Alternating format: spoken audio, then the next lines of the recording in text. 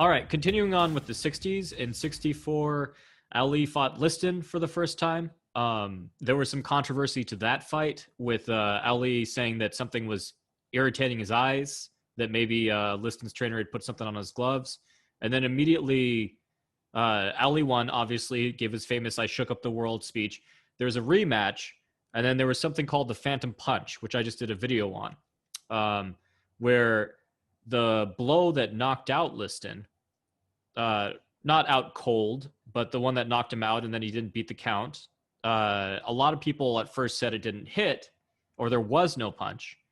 Then after they saw that it did connect, they said that Liston could have gotten up if he wanted to. But like we were talking about earlier, they suspect he was paid off by the mafia. He tried to keep fighting. The ref didn't realize that they were fighting and then ran in real quick. He was like, no, the fight is over. And there was just mass confusion everywhere and a lot of pissed off people on both sides adamant that they were correct.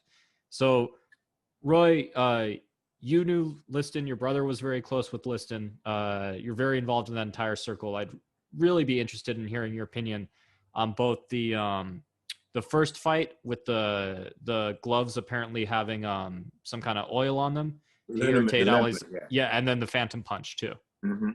Well, I mean, the first fight was the speed of Ali. Oh yeah. Okay, as I said before, Ali again had been a middleweight, light heavyweight, moved up to, and really, to be honest, I don't think Ali physically ever grew into what we call a heavyweight. Okay, yeah. And I mean, like the 230, the 225. He never really, as he got older, he just put on weight and but that was a lot of fat he put on too. That was a lot of fat he put on. So yeah, you could tell when he's standing next to your brother. Yeah, that, you know, because your brother is definitely a heavyweight, hands down. Yeah, I don't think he ever put on the legitimate weight of a heavyweight, right? So what happened is this: in the first fight, the speed. Liston thought, okay, I'm going to walk through this kid. You know, he's a blabbermouth and he's just done talked himself up into a good whipping. And when I whipping, and when I get him in the ring, now Liston says whipping. He didn't say whipping. He said a whooping. So, so when I get him into the ring, you know, he's going to be scared to death and it's going to be over with. But I said this once before in a broadcast that we did, that Ali's greatest accomplishment in the ring, greatest attribution in the ring was fear, right? Because his fear, what I mean by the fear thing was, he wasn't gonna let a guy hit him if he didn't have to. He wasn't taking punches, and you know, not that I like Robert on the Jungle, but that's a different set. We're talking about 60s Ali now. Yeah, his hand speed was so fast. For Liston hadn't seen anything like that. Chances are, in the gym during that period of time, they probably didn't train like that, because why? You're fighting a heavyweight, heavyweight, and there's no need to work on the hand speed like this. You know, he'd been fighting guys like, you know, he beat Patterson, the Harris, Roy Harris. Yeah, there's really no one faster hand speed wise than Patterson too at heavyweight. Yeah, right. At heavyweight, he couldn't move his feet as fast as Ali, but I think he could definitely move his hands faster than Ali in his prime for sure. He had great hands, but see, Liston overpowered him. It was a physical thing because Ali was taller. Liston was, Patterson was about 5'10", 5'11", maybe 6 feet. I don't think he was that tall, but. So he was a smaller guy. So it was easy for, you know, Liston just waited back to make the land power, to land his power on him. And I honestly believe that people always talk about revenge things, but I think that it could have been one of those things that Ali wanted to get him back, because he talked about, you're not fighting an old man. He used that term, old man, to fight in Patterson at the time. You know, you're fighting, I'm so fast, you can't do this. And so he just waited. I do believe that, to say that Liston put something on his glove, no, because you can't do it when you got the gloves on. Could his cornermen at the time, and I can tell that I was around as I got, you know, when he came, my brother went to dealing with him and many years later, I heard those conversations, but I never heard anybody says that they rubbed some liniment on his gloves to put in Ali's face. Now, I did hear that perhaps the Vaseline that they, and that they put on the gloves, the Vaseline, Mm-hmm. that they may have used another type of perhaps stuff on Liston's face to avoid the cut. And that and it's possible it got on his glove and he could have landed and it could have gotten in Ali's eyes. Ali wanted to quit because he was like, man, I'm not going back out there, but it's, come on. No, Liston's one of the biggest power punchers ever. Yes, and then you're going in there blind against him. And if you watch Ali that round, he just runs and holds the entire time, which is exactly what he should have done. You were talking about fear before, and I agree with you, but like to be clear, that's not an insult. It's a reaction. It's the way I look at it is that your emotions need to be in tune with your body. If you are scared out of your mind and you're being super aggressive, that's not going to work. But if you are a young kid like Ali, you've talked all this smack, and then you're seeing this guy who's like one of the and there's no way he wasn't scared. There's no way. He's a human being. But because he kept his body in tune with those emotions, slowly built his confidence, got less and less scared, and started to run less and less for the duration of the fight. It worked out for him. But that was definitely the right emotion to channel during that round where he couldn't see. Yes. I can't even imagine finding someone that powerful, even my own weight class. And then being blind on top of it. Screw all that.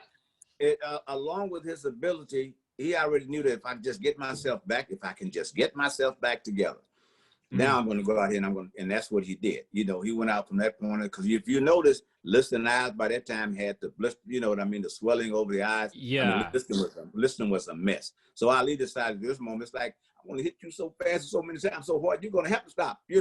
And that's what happened because Liston had to realize I can't do anything with this kid right now. So he quit on his stool, which was the correct decision. Yes. Because he couldn't really see. But even if he could, see, like let's say like the Ali situation, like let's say he just had something in his eye, that wasn't the case. It was all swollen. Even if he could see, he wasn't able to hit this young kid. There was nothing he could do. There was no chance of winning anyways, even if he was perfectly, if he had his side and he was perfectly fine. I don't think people realize too that he'd been rocked, I think, in the third round. Yeah, Ali hit him with 2 or 3 really big shots that you could tell his body froze and he almost went down. And then once that happens, and then even light shots will mess you up after that. So but that's the reaction, David. The body sometimes, as you said, the body sometimes gives you. Now, there's one. I think it was the 5th or 6th round, right? 6th round that Liston's chasing Ali around the ring, and Ali's just moving, but Liston's throwing shots. No chance to land. I've never seen a guy that could, he's right. His Liston's coming this way, but Ali's moving. He's way over here. You turn around, the guy hits you 4 times. Pop, pop, pop, pop, pop. Like, whoa, where'd that come from? Right? So you have to figure that after the 6th, going back to his stool after the 7th, I think it was the 7th round, after going back to his stool, he had to realize that, hey, man, I can hardly see. This guy's hitting me with either he or the referee is knocking the crap out of me. So I just think I'm going to call it a night. Because my understanding that's one of the funniest sentences I've ever heard, and you just glossed over it. I don't know who's hitting me. For all I know, it's the referee. That's how. Somebody's out there hitting me too many times. Okay, and so therein lies people saying, "Well, if this hadn't happened, why did he get which led to the rematch?" Okay. But I mean, and to close this out, it was my understanding that Liston is the one. Sometimes a corner says, "Okay, champ, you can't go back out there. You have nothing left." But my understanding that Liston said, "Hey, man, that's it. That's it. I'm gone. I'm finished." Yeah, well, we'll try to get him the next time. Which, as you said, which is smart. Which was very smart. But what about the phantom punch, though? Okay, now, like everybody, I'm a kid at this time, but I grew up watching it, and then of course I got to know the people surrounding Sonny Liston, all those guys. But I watched this film many times, and I use this thing that someone, a boxer, said to me. I don't know whether it was Sugar Ray Robinson or even Joe Louis or somebody, but one of the boxers said that to me. Could even been my brother. It's this thing where they said an irresistible force meets an irresistible object. An immovable object. Yeah. Yeah, immovable object. Okay. Now, what was happening was Liston was continually, he had to be aggressive. That was his only shot. At getting, perhaps catching Ali with a shot. That was his only chance, right? And if you look at the film, slow it down, which I'm sure you have, Ali just threw the perfect punch. Yeah. I mean, basically, it was the perfect punch. If you see how his face landed, okay, I mean, how his head twisted, wasn't like the Jersey Joe Walcott Marciano shot, but it was just, it wasn't like that. Well, that one's 1 in a million, but yeah. That's 1 in a million, but it was a perfect punch. Liston face turns, right? And he goes down on his back. Now, people can say, oh, he could have gotten up, but the discombobulation that he had at that time, and remember, he just gone some rounds with this guy before and he had no shot at it. And there again, he has to say, what the hell? What did he hit me with? Right? So he got up and wanted to fight. He didn't know that the rounds that the judge had, the scorekeeper, Liston had no idea he had been counted out. He got up mad. Well, neither did Ali. They both went to fight again. That's why they both went to fight again, right? So, because Ali thought, man, maybe he can get up. But over the years, I think Ali he could have said, he could have gotten up, and people said this, but the way that punch landed and the way he must have been at that time, no, I don't think it's a phantom punch. And I'll say this too, people said Liston through the fight. This is what has become my opinion over the years, David. If you say that, then what you're doing to say that Liston through the fight or the mob had an influence, you're taking away the legacy of Ali. You're taking away the legacy of guys like Frazier, like Liston's, George, all the other greater fighters, because you're saying that Ali had to have a fight thrown for him to win. It just didn't make sense. I mean, so I refuse, and I told the guy, I refuse to allow any one of those fighters' legacy. And I got to know, and haven't really got to know Sonny Liston over the years, is that George was a pupil of his. And I've been in the gym training. You can't have that in you and work with another guy, because deeply in your mind, you're saying, man, well, they're going to come to you and have you throw a fight anyway. One night you're going to have to throw a fight and give up. See, you can't have that. So I'm able to go beyond what people saw in the video and the footage or anywhere else. I actually got a chance to go into the head and the lives years later. And when Liston in his last fight with Leotis Martin, he was beating Leotis Martin to a pulp. Matter of fact, Leotis Martin never fought after that because Liston blinded him. He beat him so with that detached retina. And even then, and that became the story where people tried to say that the mob killed Liston because Leotis Martin was a fighter of the mob. See, these stories never end. So, well, people, it's easy because it's easy to come up with a conspiracy. It's really easy. If you really try, you could make it make sense in your head. Yes, you can. But it's like, unless it's like really outrageous, like the guy's stumbling around, he's a bad actor, he's like, oh no, he hit me. Like, there's been certain fights where you could tell. This is not one of them. You could see his muscles ripple. You could see as the punch connects, you could see the chin turn.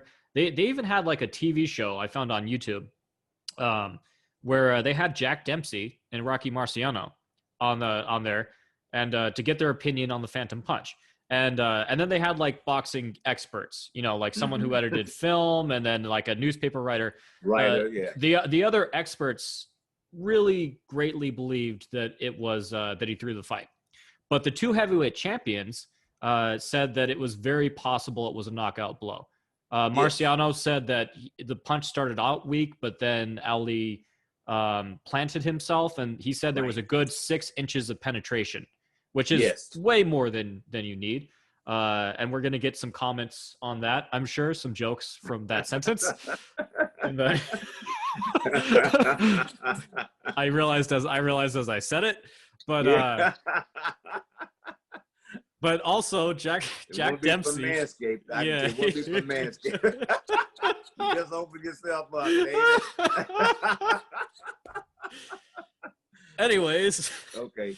Gotta laugh sometimes, man. You got for sure you have to, yeah. Dempsey was also saying the same thing. He said he said it looked like he got him from a really good angle, and so neither of them said for sure, oh yeah, it's 100% not a fix. But they both said the punch could have knocked him out, and that similar punches have knocked people out before. Well, the thing about it, it didn't, as I said, it didn't knock him out, and I think that's not out cold. No, I'm saying no, but yeah. That's what people want to say because it wasn't a knockout. But a guy doesn't have to be knocked out. No, you know what I mean. He just has to be too wobbly to get up and coherently fight. Joe Frazier got up 7 times. He was knocked down 6. He got up 7 times. It's insane. It's insane. Yeah. But there was no way that he was going to survive that fight, and Joe knew it. Joe walked away. After a while, they were like, "Man, enough of this." It's Conan knew it. The referee knew it. Mm-hmm. Archie Moore and the Yvonne Durrell fight. You got to see that fight sometime. Pull that one up. No, that's one of my favorite. That's one of my favorite fights. Archie survived through just sheer will and years of experience, and then went on to beat him.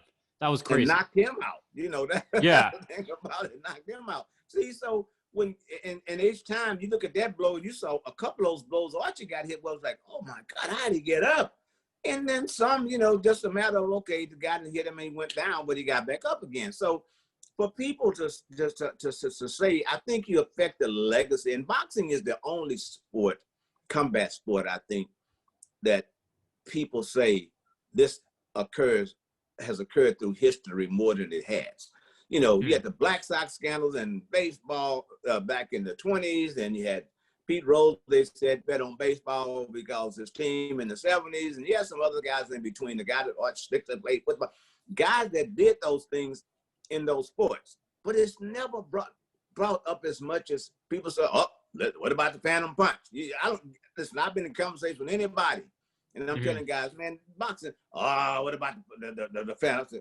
Okay, where did this word Phantom Punch come from anyway? Hell, it wasn't a Phantom Punch. It was a punch. It was a real punch, It just came so quick that, like I said, one of those things, maybe Ali didn't realize he caught him with the shot. But I think people, there's only one person you need to bribe in boxing, right?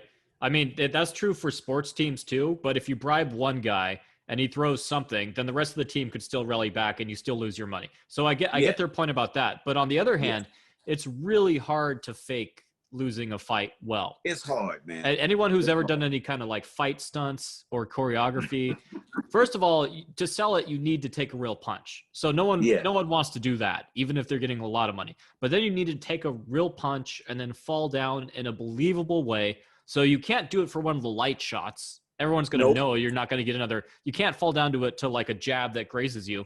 So you need to position yourself to take a really hard punch and then react almost immediately in a convincing way.